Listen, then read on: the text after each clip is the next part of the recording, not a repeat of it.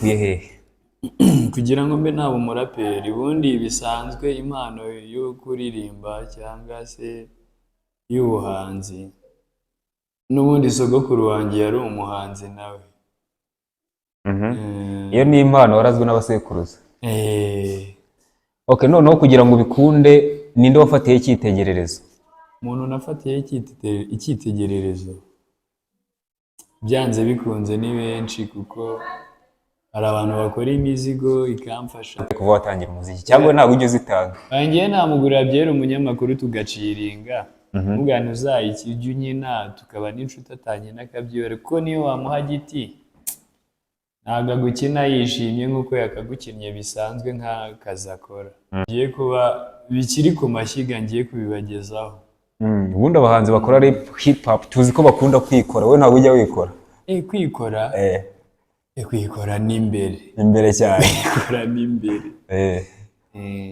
Nk'iyo ugiye kuri stage. Iyo ngiye kuri stage mba ntikoze kubera ko mba nshaka gukora feeling stage wanahanuka isi akimyuka yo nka biya ngomba kuyitamo imyuka ikaza. Ni nk'iyo stage wibuka waba waragiyeho ukayituritsa koko ukavuga ati stage narayiturikije ku buryo bukomeye? Stage yabereye izamalale ziravugwa buri mpande mpaka sande target n'ukubona inote biwaye masiraba sani ndabakanda.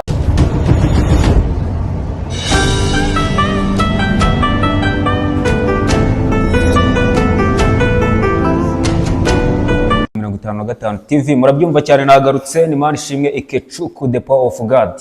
Bafite abatumirwa batandukanye rero uyu munsi nanyarukiye mu karere ka Gicumbi nsangayo umusani w'akasamutwe witeretse Dayib the King. Welcome Dayib the King. Murakoze cyane kabisa. Okay, Dayib the King rero tukuguye hano kugira ngo uduhereze ikiganiro dukubite interview. Ubundi nk'umusani w'umuraperi umanza uduhereza ku mirongo yawe abakunze bakamanza bakabona wagwane. Wana bari imbere ngo King of the Town ndi mu gikoni abafana mbafitiye lovipi matoni nikoreye imizigo ibiro n'amatoni gusa umutima wanjye ukomeye nk'amastoni abafana mpagaze abageri n'ababoyi gahunda no gushumika muri iyi town no gutumika fresh tukica amagine misire ndekura zone no back down. Yeah man. Yewe Dayib the King rero tumusanze hano mu karere ka Gicumbi kugira ngo utuganirize rero ku muziki wawe, ku rugendo rw'umuziki wawe. Ubundi umuziki wawe utangiye ryari rero? Haciyeho iminsi kuko umuziki nkumazemo nk'imyaka ubundi kuva nkiri n'umupeti narawukundaga ariko ingoma ya mbere nakoze ndumva bimaze nk'imyaka nk'umunani cyangwa 9. Ubwo za 2016 wari utangiye kwinjira mu muziki. Okay, ingoma ya mbere wakoze rero uracyayibuka? Ndacyayibuka. Ingoma ya mbere nakoze bayita Ukuri, nayikoranye n'umuniga bita Ririthanda. Okay, rero ubundi inspiration kugira ngo ube waba umuraperi wayikuye hehe? Kugira ngo mbe naba umuraperi ubundi bisanzwe impano yo kuririmba cyangwa se y'ubuhanzi n'ubundi sogokuru wanjye yari umuhanzi nawe. Iyo ni impano warazwe n'abasekuruza. Okay, noneho kugira ngo bikunde ninde wafatiye icyitegererezo? Umuntu nafatiye icyitegererezo byanze bikunze ni benshi kuko hari abantu bakora imizigo ikamfasha nanjye bikamotiva nkagira courage cyane cyane nko mu Rwanda nkunda hip hop y'uramujene bita Bulldog. Ingoma yakoze zagiye zigukoma ku buryo bukomeye. Ingoma yakoze zagiye zigukoma ku buryo bukomeye. Nk'ingoma rero yagukomye ni nk'iye? Ni nyinshi kuko ubundi ingoma ze zose mba numva nta gicupuri kirimo. Ariko afite n'ingoma y'Imana nakunze cyane iriya ngo bizaba bimeze bite ku munsi w'imperuka azaba ari ibicika ku munsi w'amateka. Okay, rero ugiye kutuganiriza ku rugendo rwawe rw'umuziki, utubwire imbogamizi wahuye nazo, utubwiye se ikintu kigenda kigutera imbaraga. Turahera 2016 cyangwa se 2015 utangira. Ubundi ubushobozi bwo kugira ngo ujye muri studio ukora indirimbo ya mbere bwavuye he? Ubushobozi bwo kugira ngo njye muri studio bwa mbere narabutigise kuko nageragezaga guhiga nkiri umupeti. Njye ubuceri nabwihirinzemo bisanzwe. Ntabwo navuga ngo umuziki wanjye ngukora hari umuntu wanteye inkunga cyangwa wamfashije ewana. Ndabyipevera ko. Baguhe icyo kunywa rero ubusoma ukomeze ugende tuganira. Manze manura akanyota. Byutse mind. N'imyuka yongera izamuke ku buryo bukomeye. Sister ni waduha akarahure.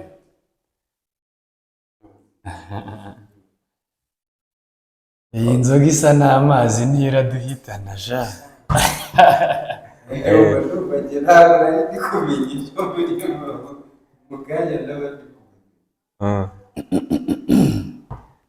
Ni ka kandi gakuramo inzaratsi.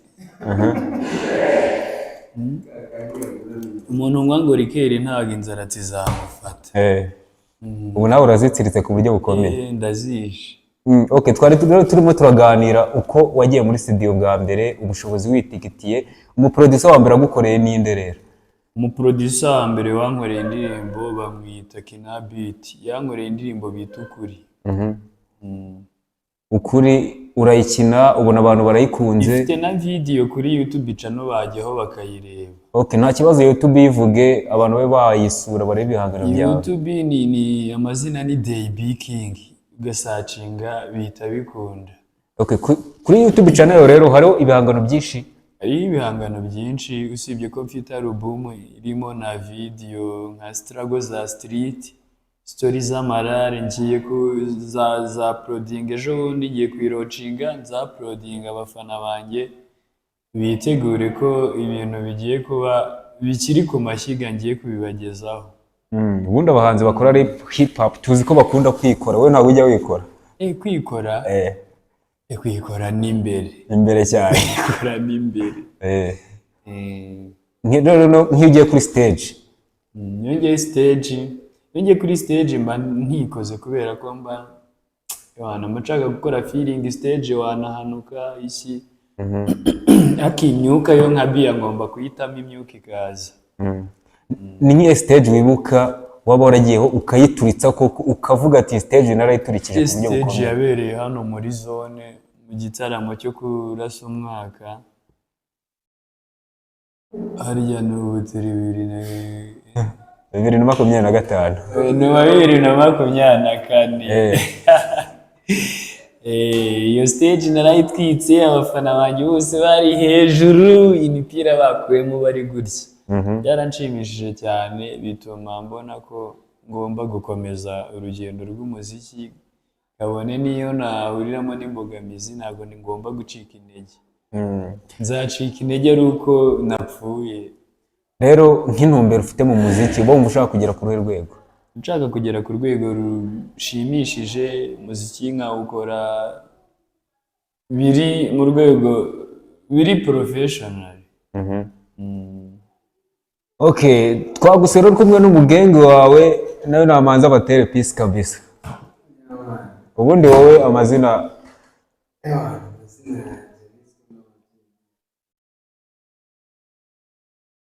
Umuniriza kuri Michael abafata nta kibazo.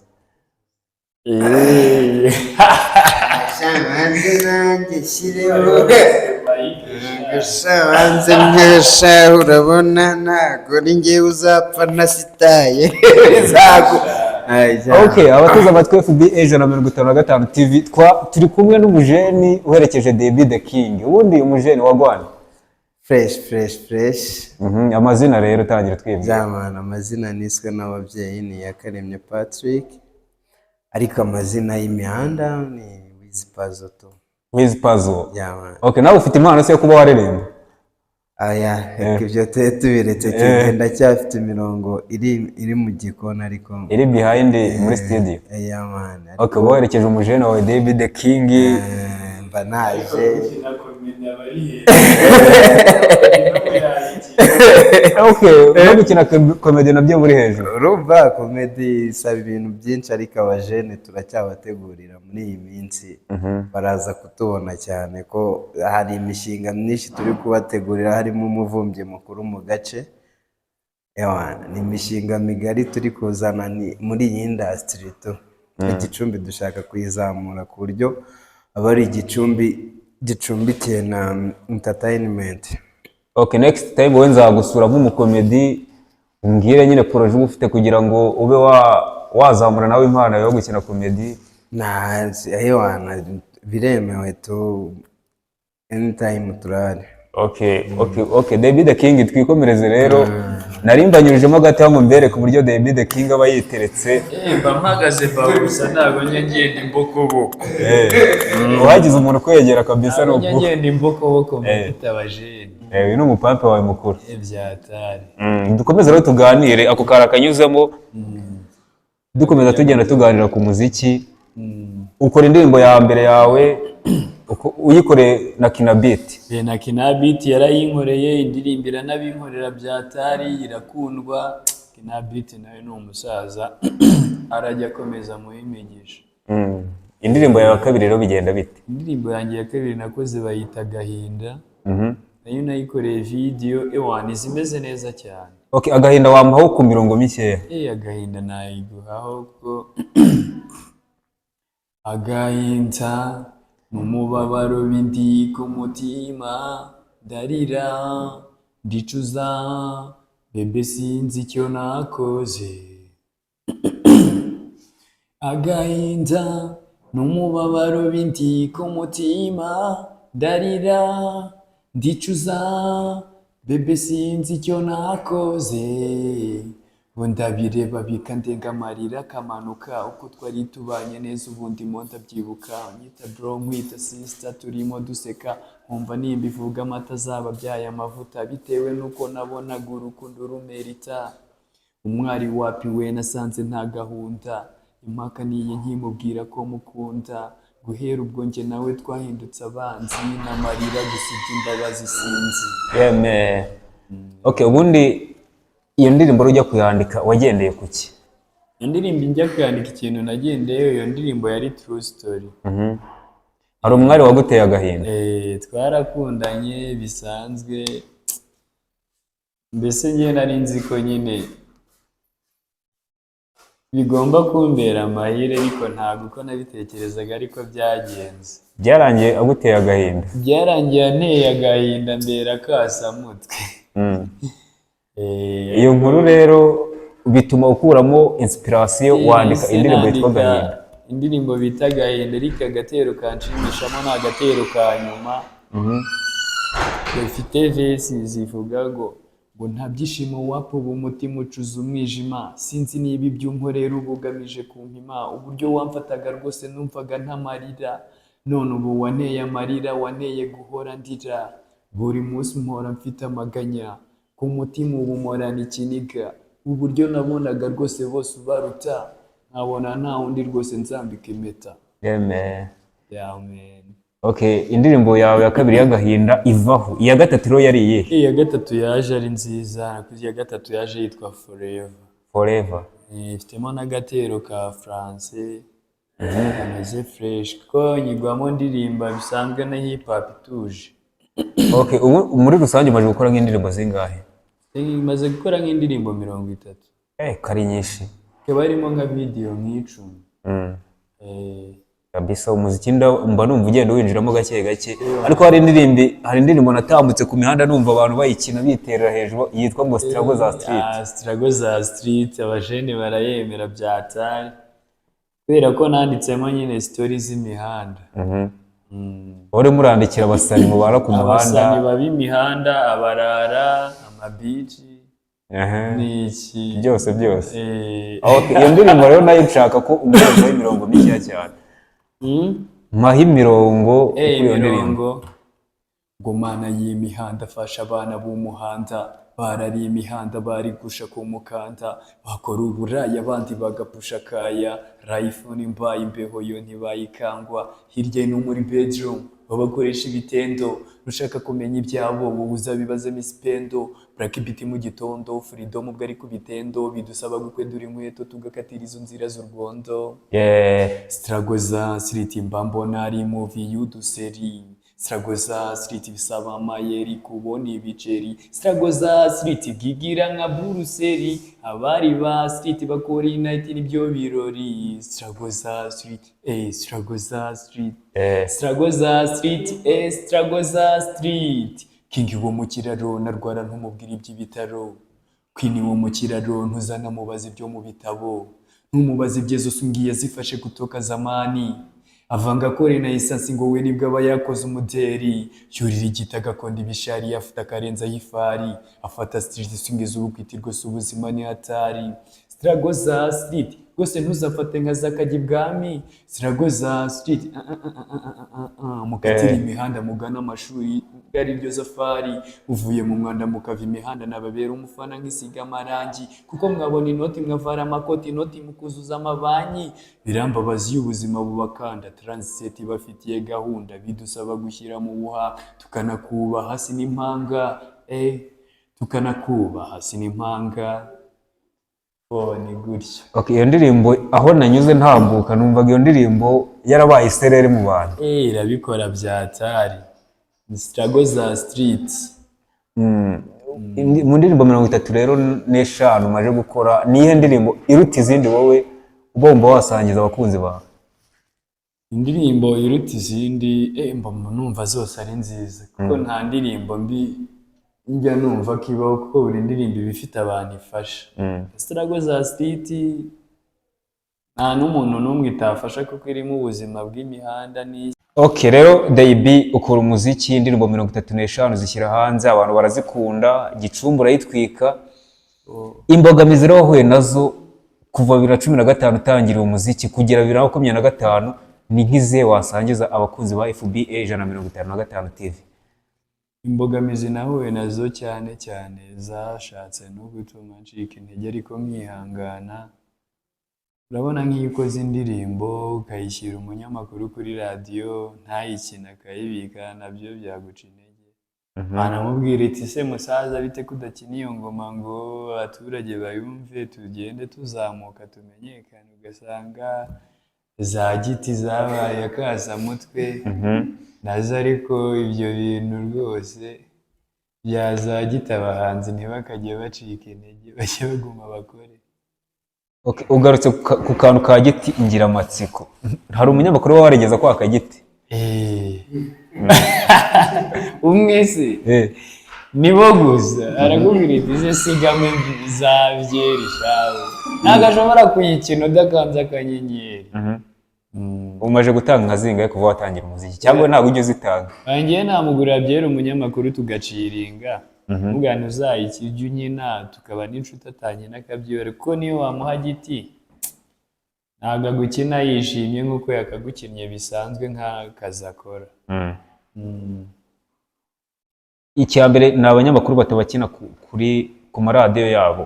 Ku maradiyo ni iki abanyamakuru bagomba kudufasha bakadukina. Okay, noneho nk'ubufasha muhabwa n'akarere kanyu byo bimeze bite? Ubufasha duhabwa n'akarere kacu nabwo bufasha akarere karabutanga bumeze neza ariko abayobozi b'akarere cyangwa se bashinzwe izo nkunga z'abahanzi zo mu karere nabo ugasanga bayakenyereyeho. Urugero twari dufite n'aha groupe y'ihuriro ry'abahanzi ba Gicumbi ryitwa Gicumbi Art. Twatoye abayobozi bagomba kuduhagararira b'abahanzi ariko nk'iyi kiraka kije bahita bipanga akazi ugasanga ibintu bayibigize ibyabo kandi ari groupe. Ni ukuvuga ngo dukeneye n'ubuyobozi buri seri. Uvuze ku kantu ko kuba mufite groupe y'abahanzi yitwa Gicumbi Art. Gicumbi Art se ni ihuriro ry'abafite impano bose muri Gicumbi. Bose aba artiste harimo ababyinnyi abanyamideli n'iki. N'ababyinnyi bose. Birumvikana ko ari itsinda rigari. Ni itsinda rigari kandi rizwi. Ariko ntabwo rijya ribashyigikira ngo wenda ritegura ibitaramo yo mwagera mwigaragaze. Ikibazo nyine kiracyari muri ba bayobozi. Byose bipfira hejuru. Bipfira mu buyobozi. Noneho niba hari uzanyura kuri icano akaba yakumva ikiganiro wamubwira iki? namubwira kuzajya dushyigikira ku giti cye ariko n'ibitekerezo bye ntibikabure kabisa, bakomeze kudushyigikira bajya kuri YouTube bareba indirimbo zacu badusaba no ku maradiyo. Okay, ubwo rero tuganiye byinshi ku muziki. Ubundi imishinga ufite imbere uteganyiriza abakunzi bawe ni iyihe? Imishinga mfite imbere ni myinshi kandi ni myiza.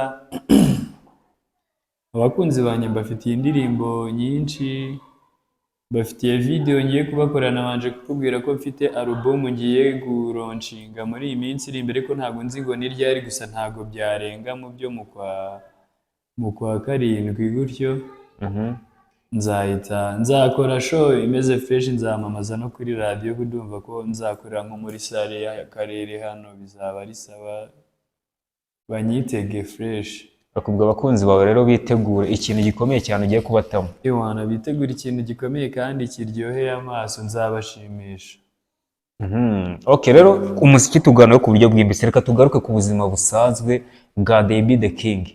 Ubundi twakwakiye nka Deby the King, ariko si ubundi amazina yawe wiswe n'ababyeyi? Njye amazina yanjye nitwa Dushimimana Emmanuel, ubundi nitwa Deby King. Da ivuga Dushimimana, ivuga Emmanuel. B nabaga mu itsinda ryitwa Extreme Dance ribyina Big Boy. Ngenze no kubyina buriya.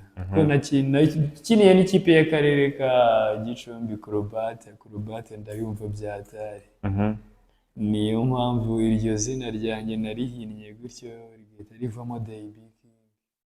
Okay, umuntu utazi Deby the King, mushushanyirize ku mico n'imyitwarire byawe, mubwire ngo Deby ni muntu ki? Deby ni umuntu, ni njyewe, ni umuntu utuje, udakunda ibintu byo kubangamira bagenzi be. Deby nta muntu n'umwe njya mbasha kuba nahohotera, oya. Nkora akazi kanjye neza kandi nkaba mfite n'inshuti zanjye dukundana. Ndi umuntu ukunda gutera story cyane. Muri sosiyete cyangwa se n'ahandi hantu n'abandi, story aba ari imbere. Ni nk'ikihe kintu mu buzima bwa umuntu agukorera ukarakara ku buryo wumva utanamubabara, ushobora guhita uhura nawe ugahita umuhubanya? Ikintu umuntu ankorera nkarakara ku buryo wanamuhubanya ku buryo bukomeye? ni ukunsuzugura. Ntabwo nkunda umuntu unsuzugura cyangwa umuntu umenyera, ntabwo mukunda cyane. Ariko umuntu waba warigeze kugusuzugura ukavuga ati aya mateka nkoreye? Kunsuzugura bwo ni benshi bansuzugura, ahubwo iyo urengejeho ikintu bita kumenyera nicyo kimbabaza. Kunsuzugura bwo nsuzuguye nta kibazo, n'ubundi ubibona ko ubwo nsuzuguritse, ariko ntumenyere.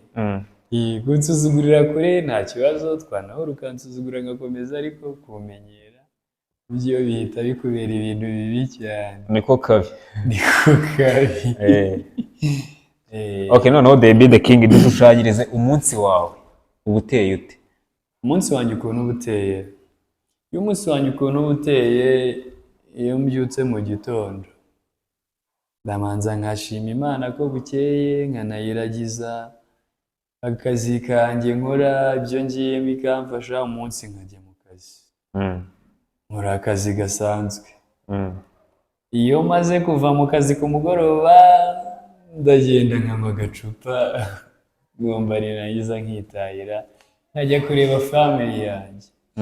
Uri umugabo wubatse ufite urugo? Ndi umupapa ndubatse mfite urugo. Okay, rero ugiye kutuganiza ku rugendo rwawe mu bijyanye n'ubuzima busanzwe, uvuga ati ndi umwana se wenda nakuze gutya. Ubundi wakuriye mu kahe karere, mu kahe gace? Nakuriye mu karere ka Gicumbi, muri aka gace, nk'uyu murenge, akagari n'iki n'umudugudu. Wiga amashuri abanza? Niga amashuri abanza, ahubwo nyigira hano hirya ku Gacurabwenge, ariko ayisumbuyeyo nayigiye hano hirya mu gihugu cy'abaturanyi cya Uganda, cya Kongo? Cya Uganda. Urangije ugaruka i Gicumbi? Nigarukira home. Ariko nakuriye mu buzima, nakuriye muri struggle shumi. Dusangizeho gato rero ukuntu byari byifashe. Njye nakuriye muri struggle itoroheje, gusa Imana iragumira iranshyigikira. Urakura rero? Ndakura mfite papa na mama, barandira ariko nyuma baratandukanye urumva nashyitse nsigara aho mu njyenyine ndaguma ndabyifasha ndabyimenyera ubu ndashima Imana ko nabaye n'umugabo nkaba n'umuraperi wabashije kurangiza amashuri ngo ube warangiza usoze kwiga byose segonderi warayisoje nayishoreje yuji Uganda Kabale ni nk'ikihe kintu rero wibuka ku ishuri cy'amanyanga waba warakoze ku ishuri ntabwo najyaga nkora amanyanga kubera ko nabaga ndi mu gihugu kitari icyanjye nabaga nitwararitse nkatuza kubera ko ntabwo byanzagamo nta manyanga nigeze njyamo usoza kwiga keretse ahubwo nkiga pirimeri pirimeri ho ikintu nabaga ndi gukora saa yine byabaga ari ingumi twabaga turimo mu masaa yine twikorera siporo za akorobate abana bafite amatuza saa yine kakubwira ati fata aka katsi ukamukoze mu itama niba urije ya izo ngumi twaziciyemo cyane tukiri abana usoza kwiga rero ugaruka i Gicumbi utangira umuziki wawe ntangira umuziki wanjye niturije okay Dayby the King rero mu rukundo ni muntu ki mu rukundo ni umuntu utuje ariko ngiye ukuntu nteye mu rukundo njye ntabwo njya mu rukundo cyane ngo nimariremo umuntu birenze ahubwo njye dukundana bisanzwe iyo uri ishumi yanjye uri nk'ibebi